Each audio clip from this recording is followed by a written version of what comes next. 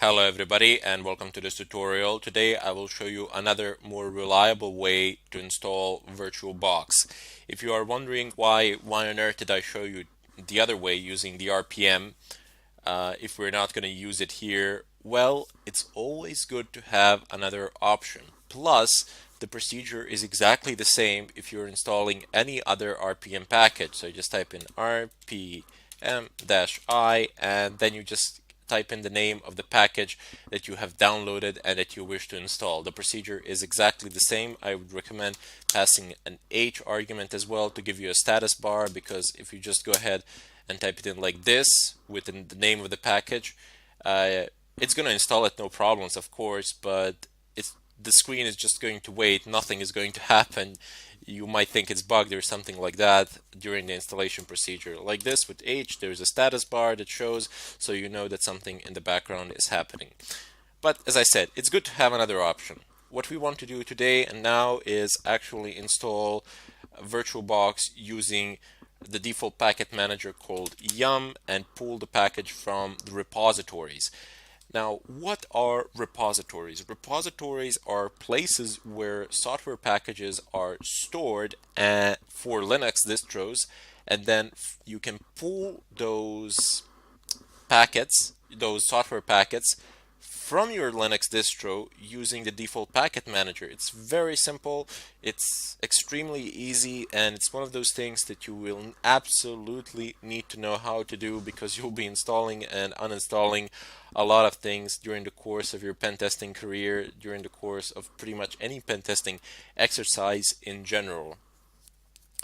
So let me just demonstrate this to you. You type in yum and then you give it a command. First of all, you use yum to call your default packet manager, which is yum basically because I'm using Fedora, but if I was using some sort of a Debian distro, it could be aptitude,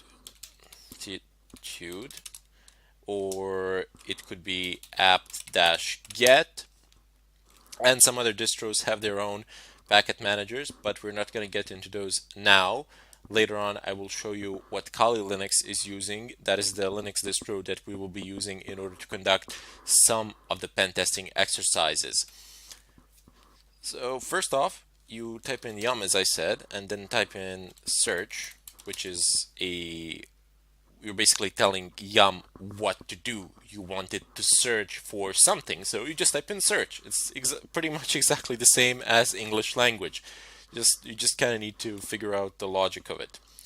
And then you want to search for an approximate name of the package that you want. So perhaps you don't know the full name or something like that.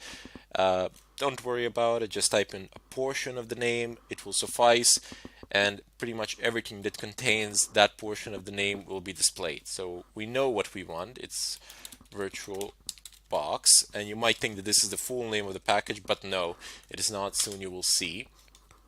And there you go. It has printed out every package that contains VirtualBox in its name, the word VirtualBox in the name of the package or in the description of the package, because you see you have the name of the package here, colon, and then you have the description of the package here. There are a lot of things have popped with the name VirtualBox, and you're wondering perhaps which one to install. Well, you need the Kmod one, and here you have the kernel version and the Fedora version. So FC would be the Fedora version, and here you have the architecture. It's 64. I can't select it. There we go. It's 64, and here you have the kernel version.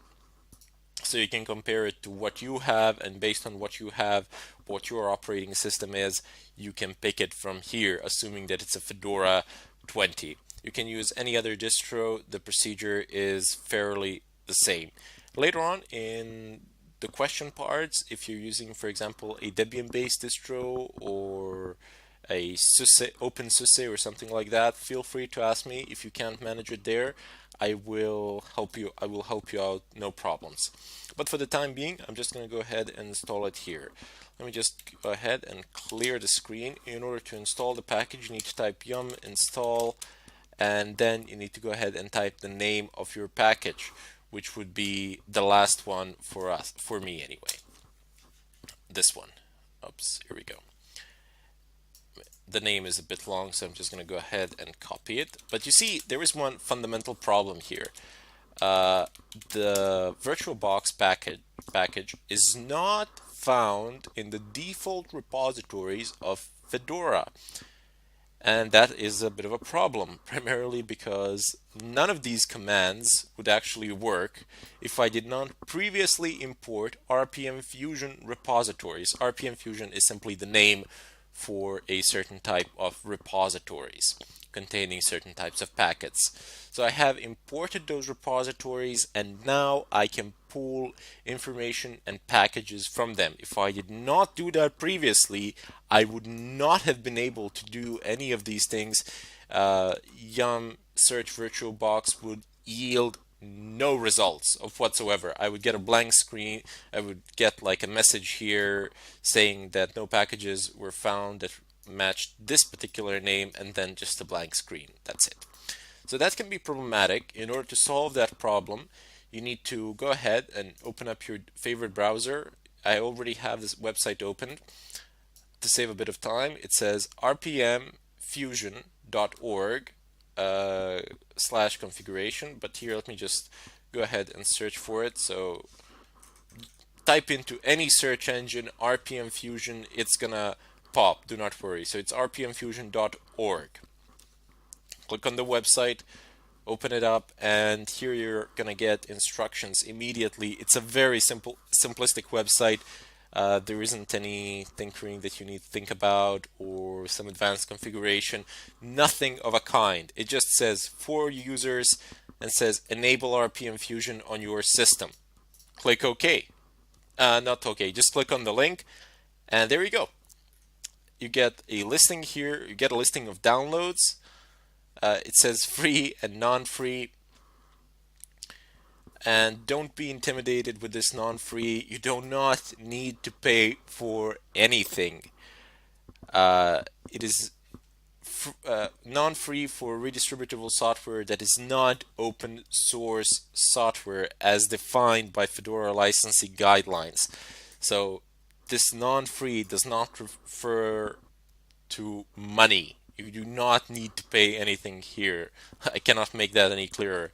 It simply refers that the software is not open source software as defined by Fedora licensing guidelines. So it might actually be open source, but it just doesn't fit within the boundaries of Fedora licensing guidelines. Anyway, that part is not that interesting to you. Down below, the thing that you need to know here is that non-free is actually free in terms of money, but non-free in terms of source code. Anyway, as I said, that's not really that important for you anyway at the moment.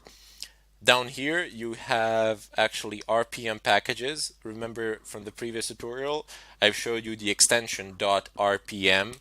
When you download a package, we could actually download one of these. Actually, I would download the first one and then install it using my RPM software. Just type in RPM space -I, and then I would, there we go, I just clicked on it. Then I would pass this file name as an argument as well, and it would install it no problems as well. But I don't really want to do that at the moment. I want to show you a different way of doing it. If you're wondering why it is being repeated twice, this is for free and this is for non-free. Excellent. What we want is the command line setup using RPM. It says here Fedora 14 to the most current. So mine is 20. It's going to work there, no problems as well. So you have this very long command, and you don't really need to know what every single portion of this command is or what it does. Basic sum total, it imports a repository into your system that you are going to use later on. They have given this command so you can do it from one tap. Basically, you don't need to go about doing things or anything of a kind. You basically just copy, paste this, and run it. You are using your default package manager, you're using local install option, you are not checking for certain types of keys, you are you're giving it the place from which to pull it, and so on and so forth. But later on, as we progress through this tutorial, we will deal extensively with Linux command line. So only then will these things become clearer to you. Once I actually explain some of the basic and fundamental things, then you will be able to understand things such as those listed in this bracket.